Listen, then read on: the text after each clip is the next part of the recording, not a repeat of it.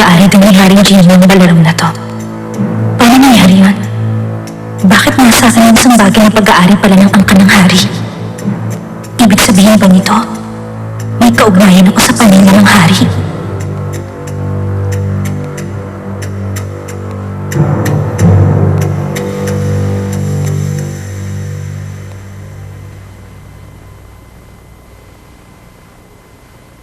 Kumusta ang lagay niya?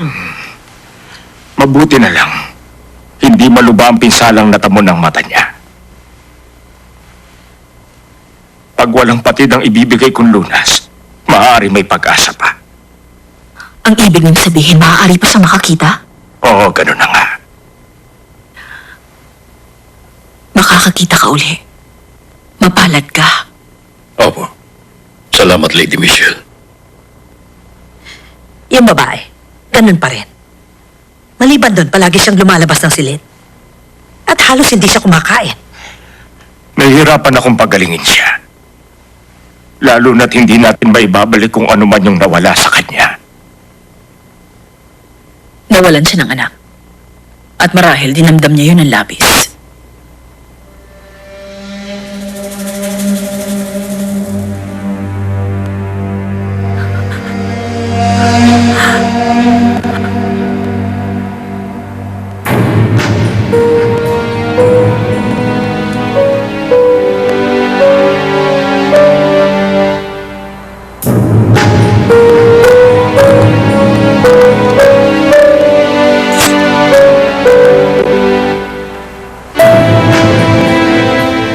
Kung gusto mo talagang harapin at kalabanin si Michelle, maghanap ka muna ng kapanalig.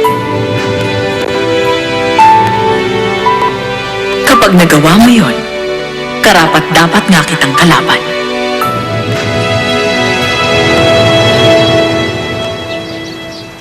Nasabi mo mensahe natin kay Michelle? Opo. Anong sinabi niya? Magtipon daw tayo ng kapanalig. Kapanalig? Pinag-iipon na tayo ng lakas bago natin siya harapin. Siya nga pala. Nakalimutan kong banggitin sa'yo kahapon. May bago ako natuklasan. Sa loob ng templo, napansin kong may mga nakakubling silid. Ganun ba?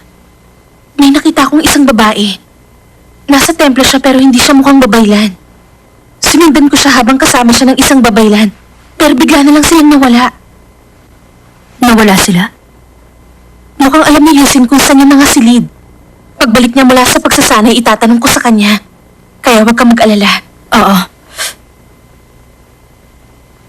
Prinsesa, may tatanong ako. Yung pangalang Sayopdo, narinig mo na? Sayopdo? Ngayon ko lang yung narinig. Nandun yun sa larawang ipininta ni Lady Michelle. Balaraw daw yun ni Haring Jinho na pinakaiingatan niya. Malamang, pag-aari yun ng inyong angkan. Talaga? Kaya lang, ba't ngayon ko lang yung narinig? Walang nabanggit na ganun si Ama sa mga pag-uusap namin. Pwede kayang alamin mo kung ano yun. Pag-aari yun ng dating hari. Pero ba't ang nakakaalam lang si Michelle?